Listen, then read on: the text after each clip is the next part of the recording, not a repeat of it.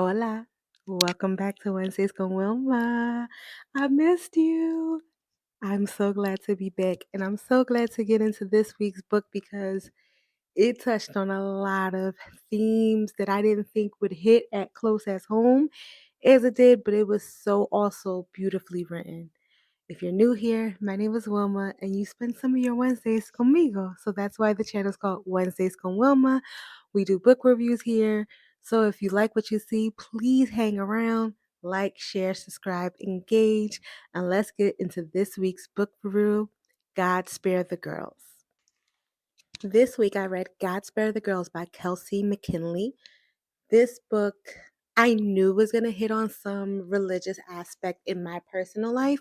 So, quick thing, I did not grow up in like an evangelical Christian. I grew up very Catholic, got up to my second sacrament. L.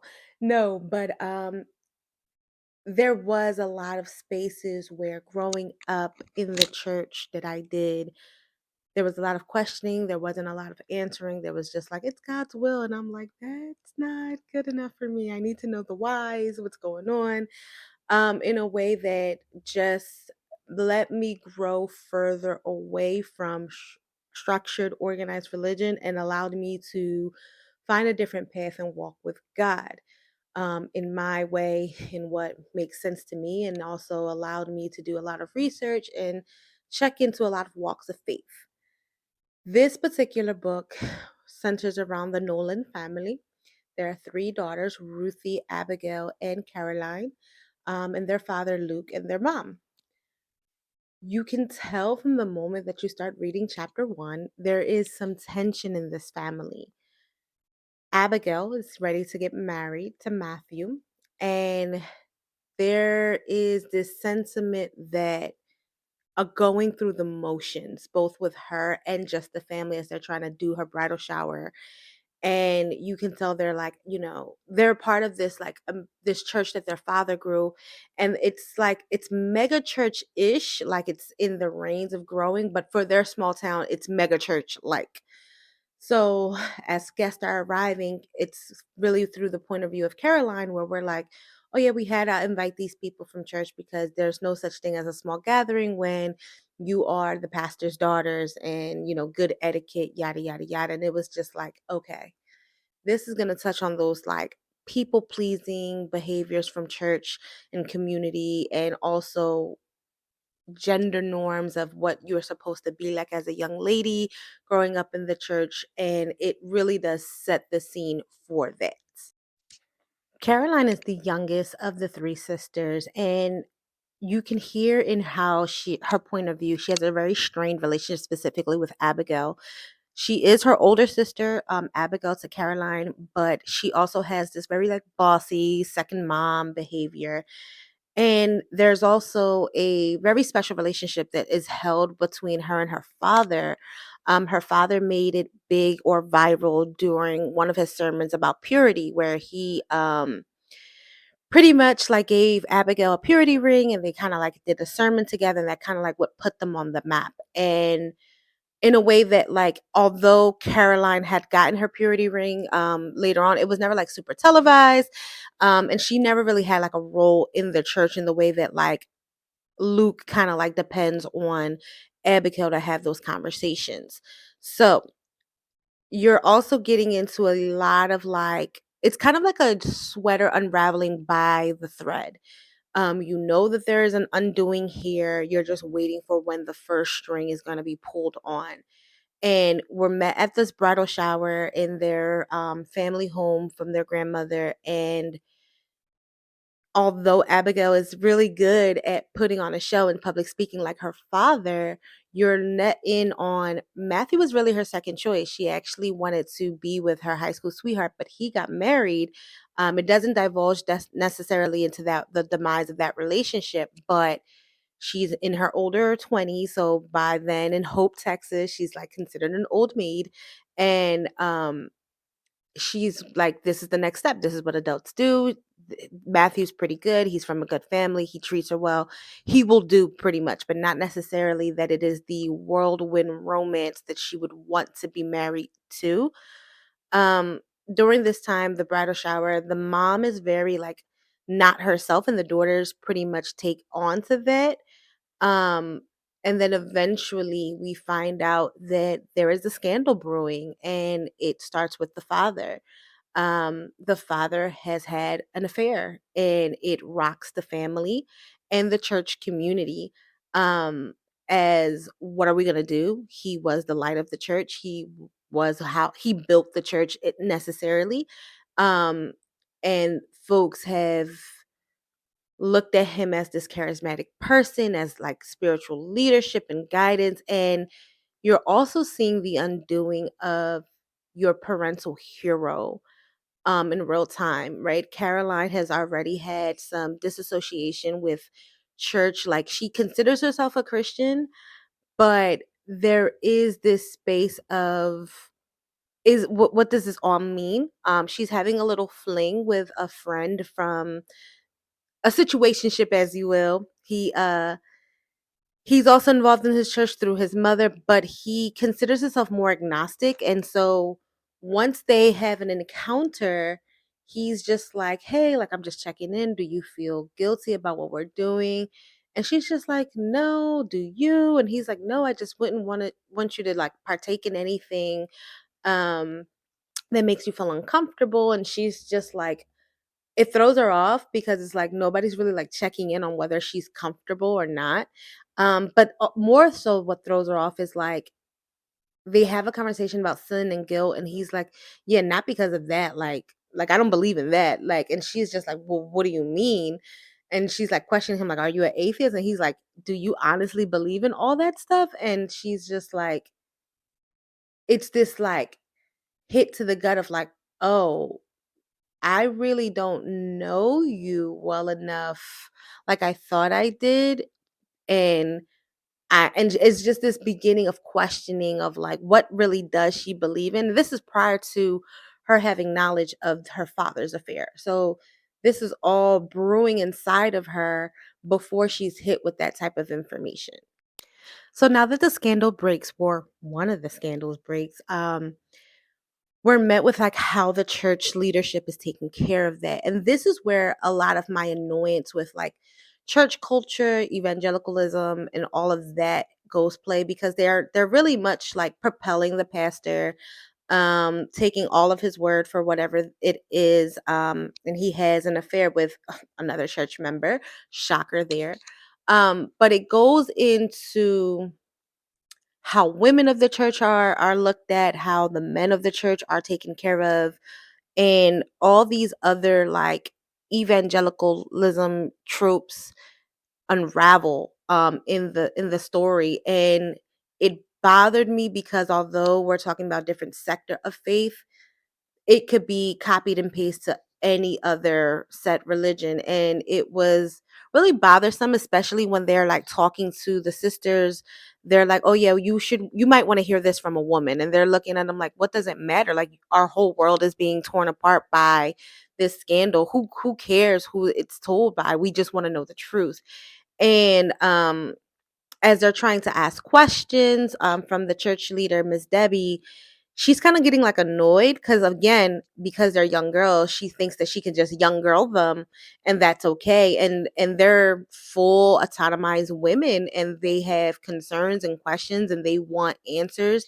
And you also start to see a break between Abigail and Caroline, where Caroline's like more quiet and like trying to process, and Abigail is like, publicly she's going to defend her father, but inwardly you can tell this cognitive dissonance is starting to like portray and reveal itself, because it's like, yeah, that's my father and all the great things that I believed before this scandal broke, but now I'm trying to deal with the remnants of who really is this man, and how is it that he did not care enough about his family to even go with this. And then also, is she's presented with the fact that she's about to get married, and what does that mean about marriage and commitment to her, as she's seen the marriage through the eyes of her mother, this doting, loving, supportive, submissive wife that she's portrayed for the past 20 some odd years, to then be repaid with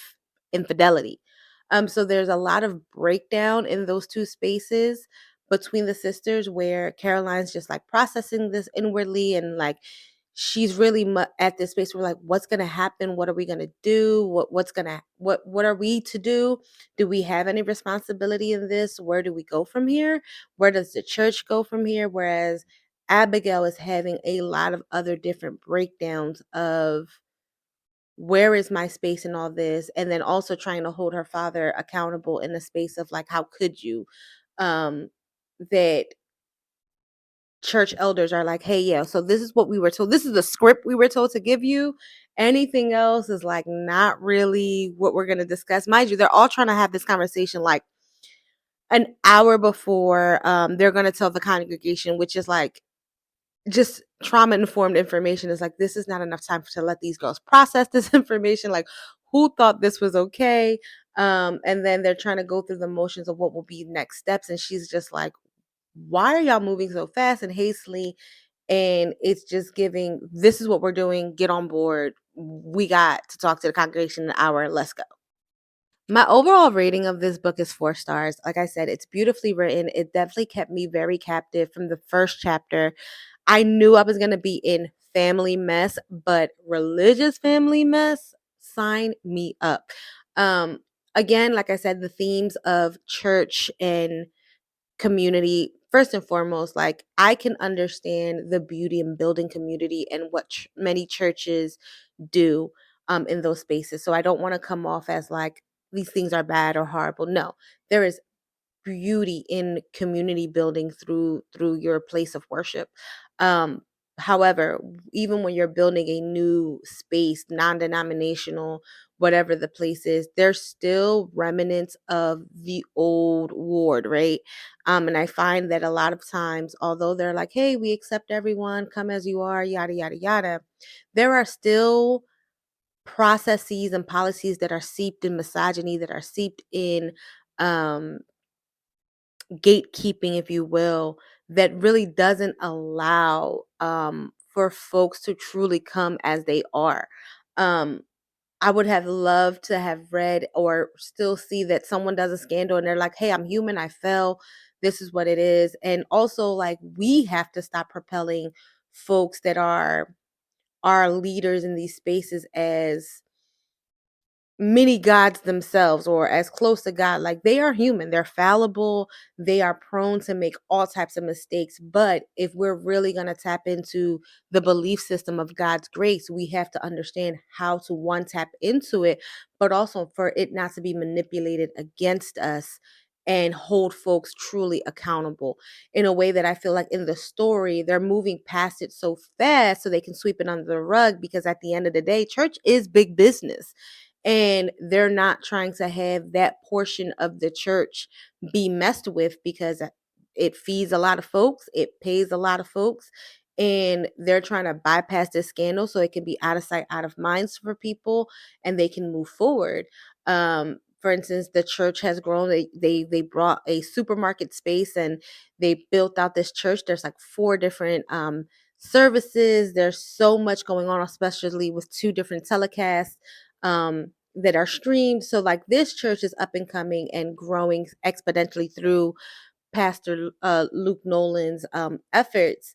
But it's also this space where you can just see how they're not necessarily really sitting down and gathering the experts of being like, hey, this has hit our community. This person has, with this affair, right? Because he even likened like Christianity to a good marriage. And so what does that mean about his word, right? Like Abigail's remembering when he said that in a sermon, is like your credibility is shot. Like, you always liken a good Christian to be like a steward of a good marriage, and here you are having an affair. Who's ever going to believe you again? Um in a way that I think, outside of the book, just in general, because scandals are going to happen, because there's these like unrealistic practices that are placed on these leaders, and also to these leaders, some folks take advantage of these spaces and know that they can always have forgiveness, and tap onto God's grace and say, hey, forgive me as I've done the work X, Y, and Z.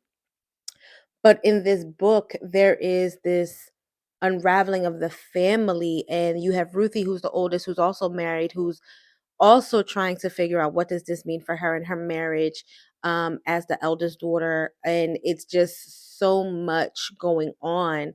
And it also taps into what does it look like to be sisters, but to also develop friendships amongst sisterhood, faith, and getting all of these things in order, because Caroline's also preparing to go off to college because she's a senior.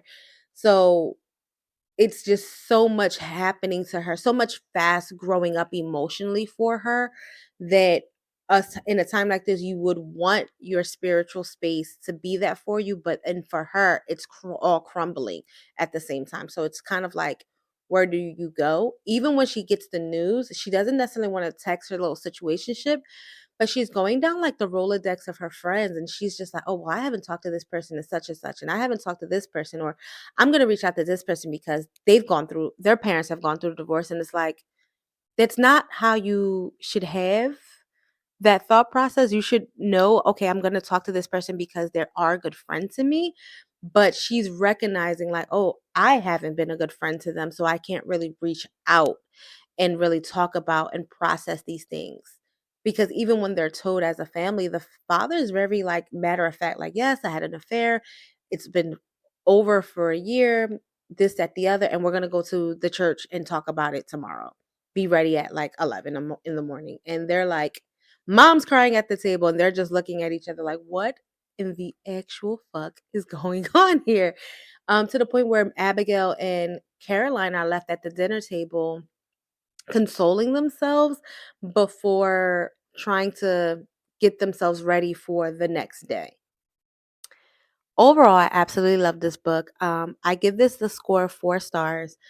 And I just loved how even the main themes had like little branches that broke out. Because even at the center of religion, there's so many things that are broken down in the book.